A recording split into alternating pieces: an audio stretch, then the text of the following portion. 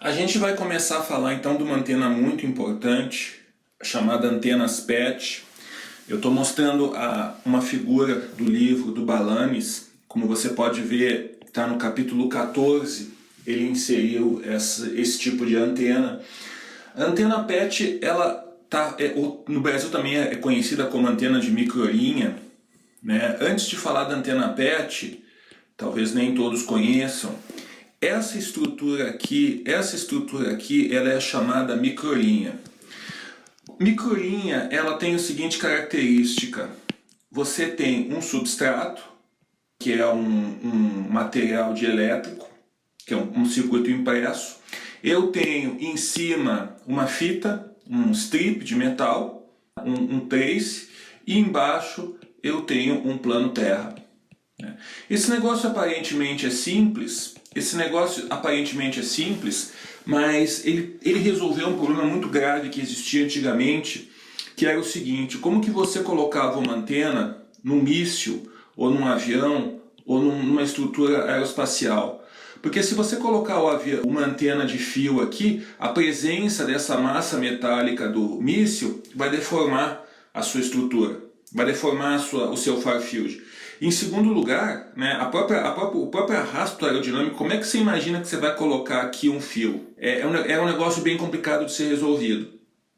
Então, na época, né, uma das soluções foi você colocar um buraco na fuselagem, e aqui você tinha um tipo de uma corneta, para não haver arrasto aerodinâmico. Os caras colocavam aqui um radome, um dielétrico, né? Claro que isso tudo bem calculado. E aí você tinha um tipo de, uma radiação sem esse problema, o problema de arrasto. Mas você pode imaginar que isso aqui é um negócio meio complicado de fazer na prática, né? De inserir, de embutir uma antena na sua fuselagem. Não é um negócio tão simples de resolver. As estruturas baseadas em microlinha vieram para resolver isso, porque aparentemente, se você for analisar aqui, a presença do plano terra, ela blinda a parte de baixo. Ou seja, você pode... Primeiro que esse negócio aqui é planar, ou seja, não tem arrasto aerodinâmico. Segundo, você pode colocar isso na estrutura do seu míssil, e como radia, como a microlinha não sente o que tem aqui embaixo por causa do metal, você pode ter um avião, um carro, um míssil, um foguete, isso não vai causar problema. Então as microlinhas são conhecidas aí, provavelmente desde a década de 50, meados de 50, 60, mas só foram divulgadas oficialmente na engenharia, na literatura aberta, numa edição do I3E de 81. E essa antena de microlinha, essa antena PET, ela surgiu de uma antena de microlinha, como você está vendo aqui. Então, a antena de microlinha não é nada mais, nada menos do que uma microlinha, aqui em vermelho, e o chamado PET, que é um quadrado, né? Um PET é remendo, em inglês, é um quadrado que você tem, né, que é o que faz a radiação. A radiação se dá através desses dois lados aqui, ó. Desses dois lados aqui, eles se comportam como se fossem slots, né? Aqui é o radiation slot, e o que é interessante é que essa distância aqui, essa distância L, é a distância que vai dar a frequência de ressonância da sua antena PET. Bom, a antena PET é uma antena interessante pelo seguinte: qual que é o ponto positivo dela? O ponto positivo dela é planar. Como nós já vimos, ela tem essa blindagem. Ela tem essa blindagem na parte traseira. Isso é uma coisa fantástica. Ou seja, é uma antena que eu posso colocar no meu carro, na minha geladeira. O que tiver embaixo dela, devido ao plano terra, está sendo blindado. Ela é planar, isso é uma coisa boa, porque é fácil de integrar com circuitos. Né? Como é que você vai integrar uma corneta com circuito? Um negócio bem mais complicado. O que mais que é interessante nela? Ela é uma antena relativamente barata, porque a técnica de construção é PCB. Ou seja, você pode fazer uma antena dessa na sua casa com percloreto, ou cortando com uma tesoura. De novo, muito mais fácil que uma corneta, que uma parábola, com uma antena mais sofisticada. O que é ruim nela? Tem algumas coisas ruins nela, né? Não é uma antena perfeita. Primeiro, power handling, ou seja, ela não é uma antena, às vezes a gente não se... mas é um negócio que às vezes impacta. É uma antena que, devido às dimensões, você não pode imaginar que você vai colocar 5, 50, 100 watts nela, o negócio vai estourar. Então ela não é uma antena feita para grandes níveis de potência, como uma antena de guia de onda, como uma antena aí que a gente conhece, né, corneta, que é baseada em metal. E o principal, vou colocar aqui em vermelho, o ruim aqui, o principal dela é que a banda é estreita. A banda da antena PET está em torno de 4%, 5%, ou seja, onde que você tem o seu S11 abaixo de 10 dB. Então isso aqui é mais ou menos 10%. A pau e corda você consegue 10% com algumas técnicas aí. Mas a banda em geral da antena PET é uma banda estreita. Diferentemente de muitas outras que nós vimos, o dipolo consegue ter banda maior, a corneta tem banda maior, esse é o principal problema dela. E níveis de ganho que ela tem, né? Isso não é nem bom nem ruim, níveis de ganho.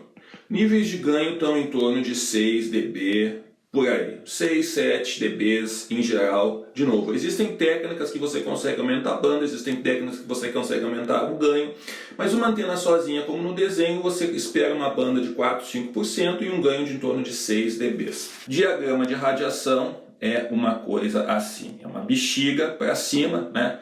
Tem uma radiação para trás, pequena, por causa do plano Terra, mas basicamente é uma bexiga, né? uma omnidirecional para cima. É o dielétrico que você usa na antena PET. O dielétrico que a gente compra na loja para fazer circuito impresso é chamado FR4, Flame Retardant 4. Né? É um número 4. É um substrato barato, você encontra em qualquer lugar. O problema dele é que o εr dele é desconhecido. Você tem que medir, mas você pode esperar coisas de 2,3 até 4,5, 4,7. Você vai dizer qual que é o problema? O problema é que a ressonância, por ser banda estreita, ela é muito sensível ao epsilon. Então se você fizer uma antena para 800 MHz, imaginando que o εr é 4,3 e depois você descobre que o εr é 3,9, o real, você vai ver que o seu 800 MHz vai virar aí, sei lá, 780, 700 MHz, né? E o negócio não vai funcionar. Então você precisa de materiais que possuam um εr fixo. Outro problema do FR4 é que as perdas, ou seja, o epsilon duas linhas, as perdas por calor, né, efeito Joule, do seu dielétrico são altas. Né? Então, especialmente algumas frequências, o FR4 ele não presta. Então você faz a antena tem uma diretividade alta, ou em torno aí de 6 dB, mas se você for medir o ganho dela é 0, 1, já aconteceu comigo isso, 0, 1 dB, 1 dB, menos 1 dB. Por quê? Por causa das perdas associadas ao material. Então o FR4 é um material que todo mundo usa, mas às vezes dá algumas surpresas desagradáveis para você. Existem substratos profissionais, da Rogers, por exemplo. Esses substratos tem aí o Duroid, TMM, uma série de nomes aí, Arlon. A Rogers é uma empresa, certo? Tem outras empresas. Você vai procurar na internet e você vai ver. São chamados esses substratos flexíveis. Né? Eles parecem muitas vezes com o FR4 que a gente compra na loja, mas eles têm o epsilon fixo. Então o epsilon desses materiais ele é bem fixo. Você comprar é 2,4, você pode ter certeza que vai ser 2,4, vai variar aí entre 2,38 e 2,41. Ele coloca isso para você. E esses materiais têm baixas perdas. Né? Esses materiais têm baixas perdas. Como você deve imaginar, é um material caro. Certo? Então, basicamente, esses são os materiais, os substratos flexíveis. A gente ainda tem que falar, existe ainda alguns materiais especiais, a gente vai eventualmente falar aí ao longo da nossa conversa aqui. O design, como é que você faz o projeto da sua antena? A sua antena você projeta ela da seguinte forma. Esse aqui é o lado radiante e esse aqui é o lado não radiante. O lado não radiante é onde vem a sua alimentação. Né? Onde vem a sua alimentação. O seu L tem que ser aproximadamente lambda guiado sobre 2. E o que é o lambda guiado? O lambda guiado é o lambda zero sobre a raiz do epsilon efetivo. Sem entrar em muitos detalhes, o epsilon efetivo é o epsilon que a onda sente a caminhar na sua microlinha. Eu não falei isso, mas como é que é o campo na sua microlinha? O campo na sua microlinha é assim. Em vermelho o campo E, uma coisa assim. E em azul aqui o campo H. O campo H fica dando voltinha aqui na tripinha aqui. Azul e o campo E em vermelho. Então olhando de frente, olhando aqui na figura do Balanis, essas aqui são as linhas de campo elétrico e as linhas de campo magnético seriam assim, pegando uma figura melhor aqui. Existe uma fórmula que diz o seguinte: o epsilon zero é C sobre F e o epsilon guiado é epsilon zero sobre raiz de epsilon efetivo. O que é o epsilon efetivo fisicamente? Você percebe que um pedaço da onda trafega no ar e um pedaço da onda trafega no dielétrico. O epsilon efetivo é o epsilon que a onda sente. Então você deve imaginar que é uma soma, é uma média do ar mais o substrato, porque um pedaço da onda está aqui e um pedaço da onda menor está aqui. Quanto maior for o epsilon R, guarda isso na sua cabeça, quanto maior for o epsilon R, mais as linhas de campo estão aprisionadas dentro do substrato. Então, o substrato, quando tem o epsilon R alto, ele chupa as linhas de campo elétrico. Quando o epsilon R sobe 10, 12, 15, 20, ele suga essas linhas de campo e menos linhas de campo vão para o ar. Qual que é o epsilon R geralmente que nós usamos naqueles materiais? Em torno de 2 até 6, 4, em geral 2,55, 3, por aí. Quando você tem substratos com epsilon muito alto, as linhas de campo ficam dentro da sua antena, elas não radiam e se tornam antenas ruins, nós vamos falar daqui a pouquinho. Mas então, para projetar esse L, você vai pegar o lambda guiado sobre 2, que é lambda 0 sobre 2 epsilon R, e a fórmula do epsilon R, que como eu disse é uma média do material, esse aqui, como epsilon R, mais epsilon R menos 1 sobre 2, e aqui eu tenho essa fórmula 1 mais 12H sobre W na menos 1,5. Como os valores são aqui, H é a altura do substrato, em geral aí, substratos do FR4 tem 1 milímetro, 0,762 milímetros, meio milímetro, isso aqui é tabelado, tá? E o que a gente compra na loja aí, o FR4, geralmente ou ele é 1 milímetro ou 1,6 milímetros. As placas tipo tem preços comuns têm essas faixas de frequência. Essa fórmula aqui você encontra em vários sites da internet, não precisa se preocupar, sites gratuitos, ou você acha no Cooks, o CST, tem várias formas de você calcular, que calculam isso para você. Então com isso você acha o ressonante da sua antena. Então voltando aqui, a gente achou esse lado aqui que é o lado ressonante, e esse lado que é o lado não ressonante. Esse lado aqui eu costumo fazer W igual a L. Eu costumo fazer uma onda quadrada. Mas tem gente que faz ele um pouquinho maior, 1,3 L. Basicamente é isso. O Balanis ele tem fórmulas analíticas.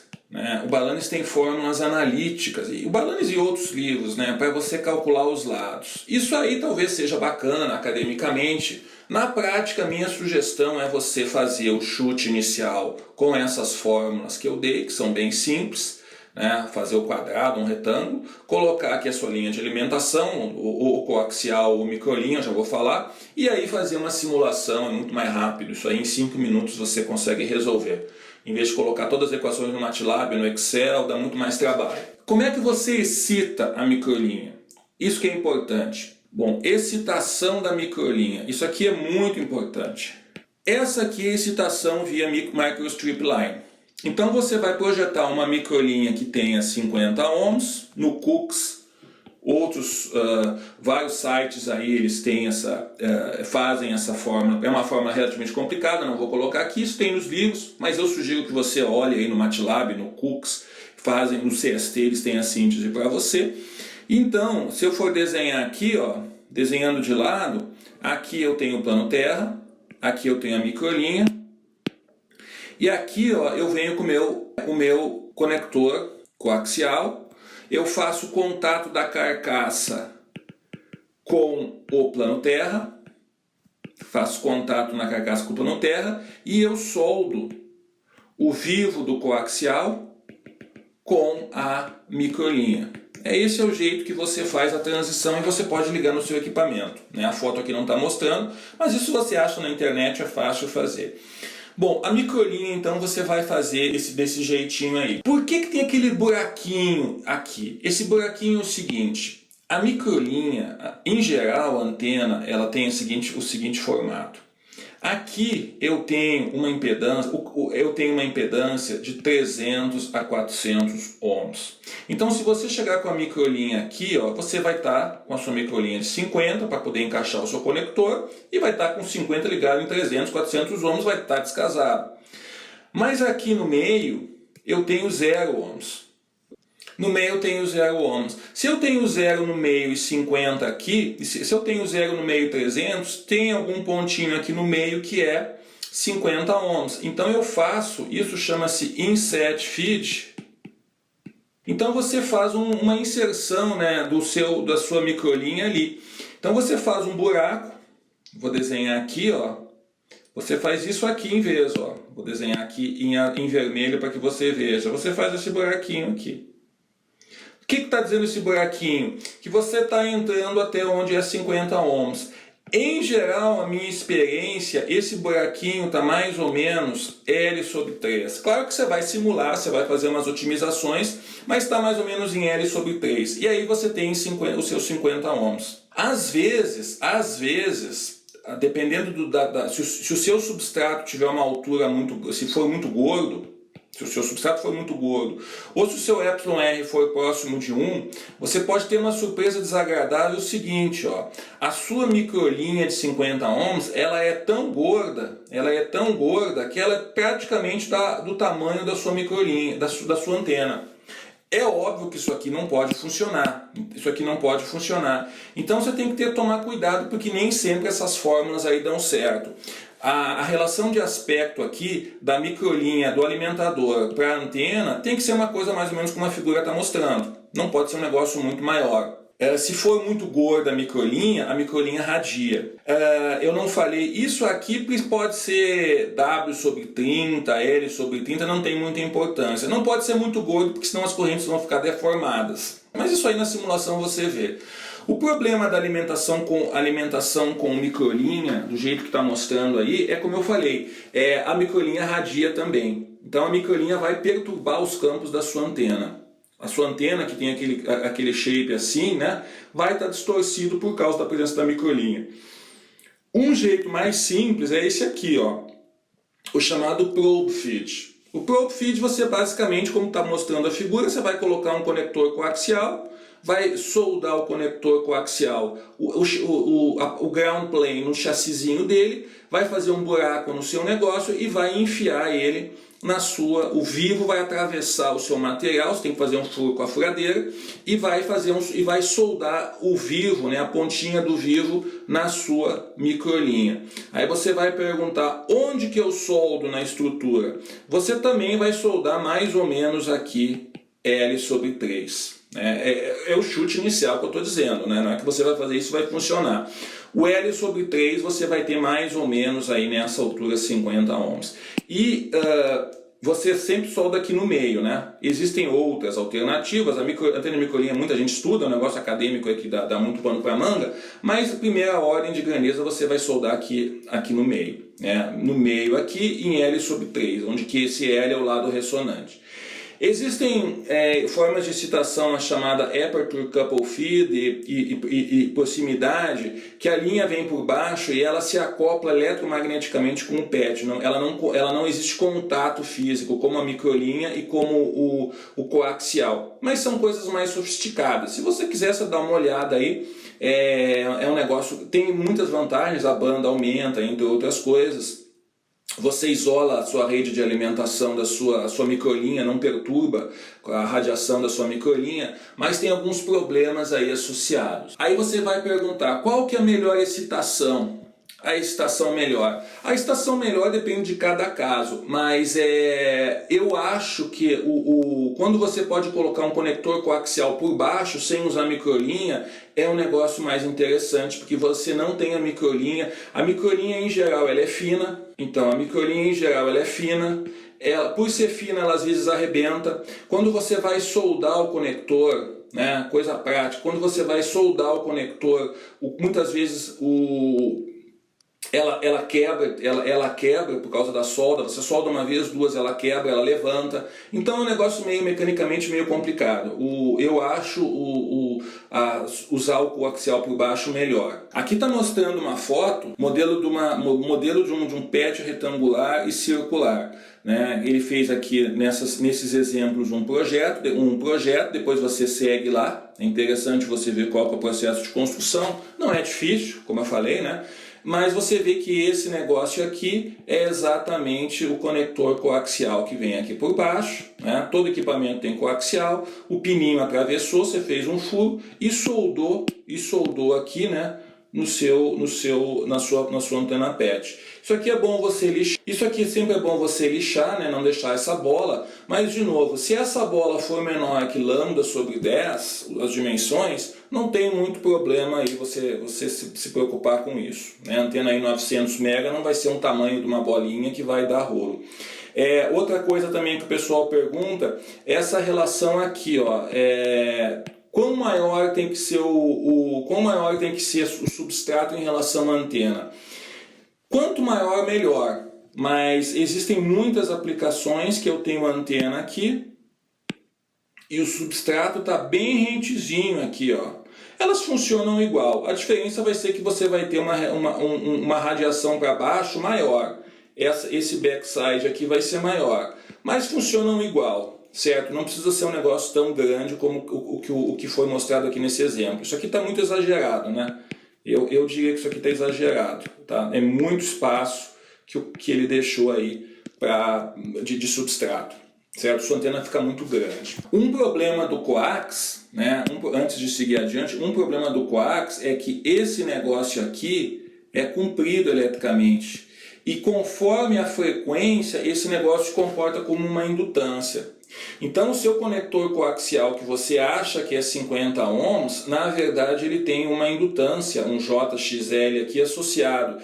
E isso você pode ter uma surpresa desagradável. Se o seu substrato for muito grosso, se o seu H for muito grande, essa indutância vai causar problema. Aqui então outra forma de você usar a microlinha tem uma vantagem que é isso aqui, ó, você consegue fazer casamentos. A microlinha tem N vantagens, né? Você consegue fazer casamentos, colocar circuitos. Você quer ligar, por exemplo, num circuito amplificador ou num modulador. É muito fácil você soldar, né? Como nós falamos, essa estrutura é uma estrutura PCB comum. E você consegue fazer também, né? Como o cara está fazendo. Ele não fez o inset feed, ele ligou aqui nos 50 ohms. O que ele usou? Usou um transformador de lambda sobre 4 para transformar provavelmente de 400 ohms para os 50 ohms aqui. Bastante gente usa isso. O problema disso aqui é que ele é banda estreita. Então a antena já é banda estreita, você coloca mais um trafo de lambda sobre 4, a banda fica ainda mais estreita. E isso aqui, né, o pessoal usa um proximity coupling, né? Isso aqui na verdade ele está colocando uma forma de colocar uma capacitância aí, né, em série com o seu sistema para fazer um casamento. Né? Isso aqui também é um negócio que é difícil fazer só se você tiver uma prototipagem boa, né? Você vai ter uma prototipagem boa, né? Uma mecânica boa, você consegue ter uma precisão nessa distância aqui. mas não é um negócio muito usual. Aí você pergunta, bom, eu tenho vários substratos para usar. Eu tenho substrato de 2,5 e eu tenho também um substrato comum aí, que o pessoal usa, chamado alumina, ou silício, o pessoal usa também, que tem 10. Qual deles é o melhor?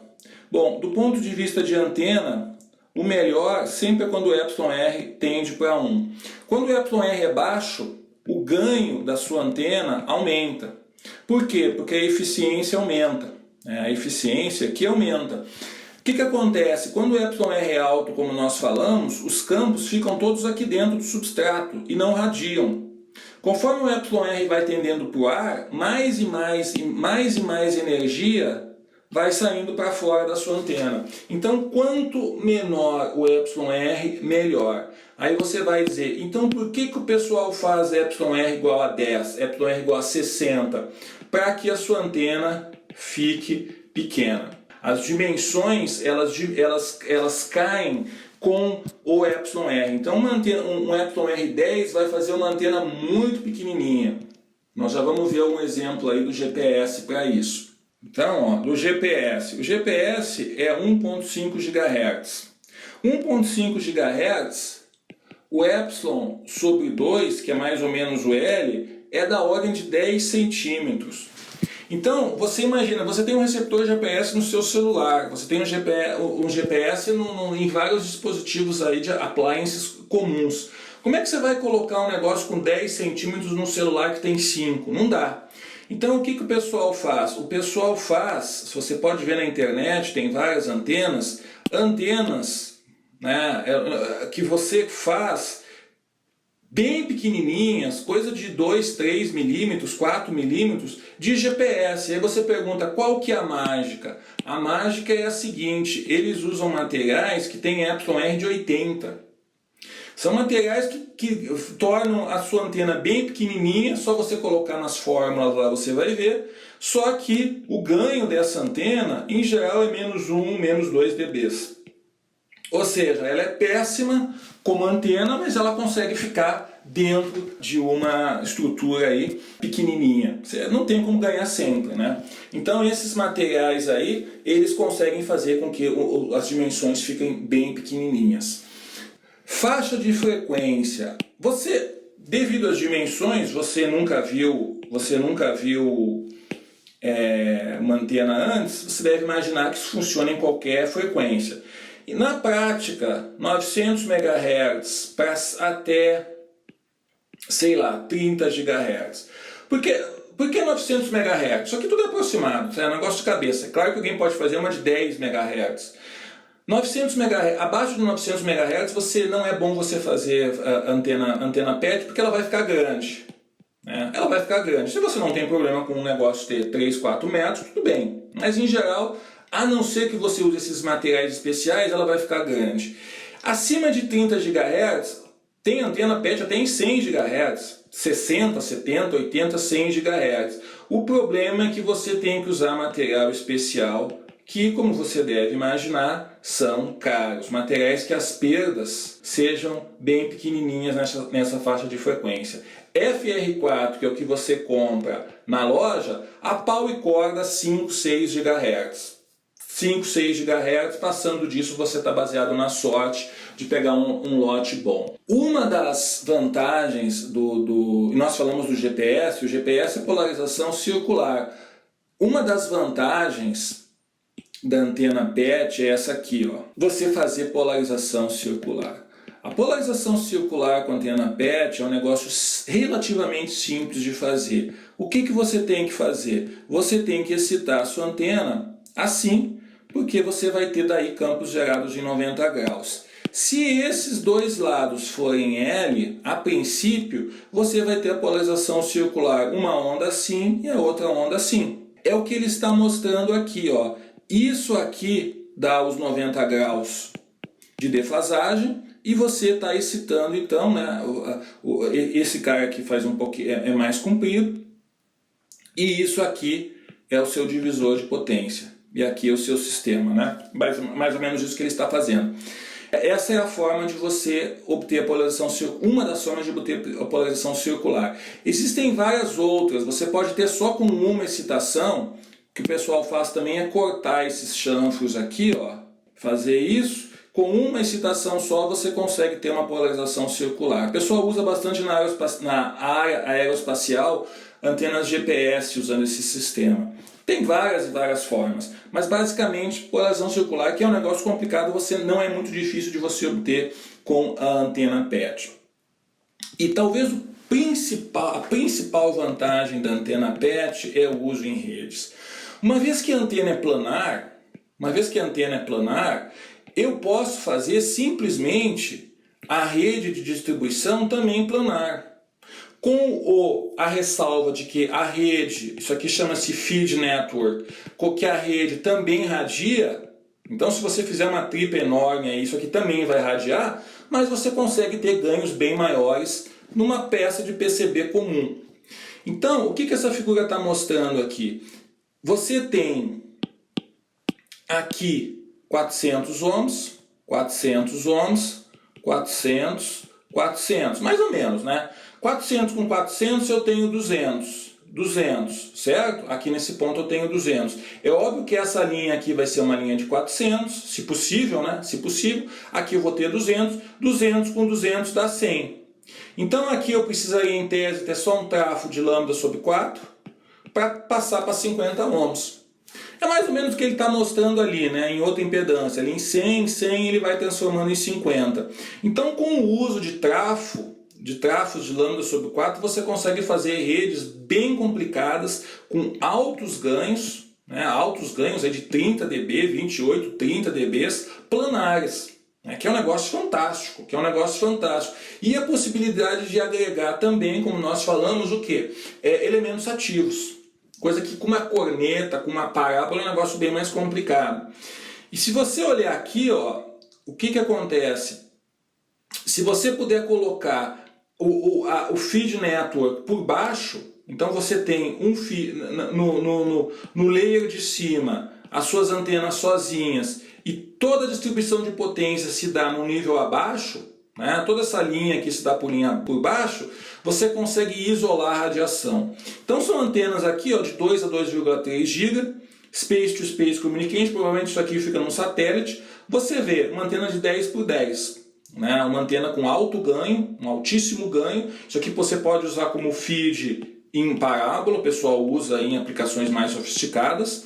E você consegue, né, usar aí toda a eletrônica depois para direcionar o feixe. Então essa é talvez uma das principais vantagens da antena PET em relação às outras. A possibilidade de fazer uma rede de distribuição de energia, porque ela é toda planar. Então todos os circuitos que a gente vê em engenharia de micro-ondas que você pode fazer, como híbridas, como tráfego de lambda sobre 4, defasador, amplificador, você consegue, chaves, você consegue fazer por ser planar. São aplicações mais sofisticadas, são aplicações que não vão ser usadas aí provavelmente num negócio, num appliance comum aí simples de consumo de massa, mas coisas mais sofisticadas na área aeroespacial, de defesa, o pessoal usa bastante.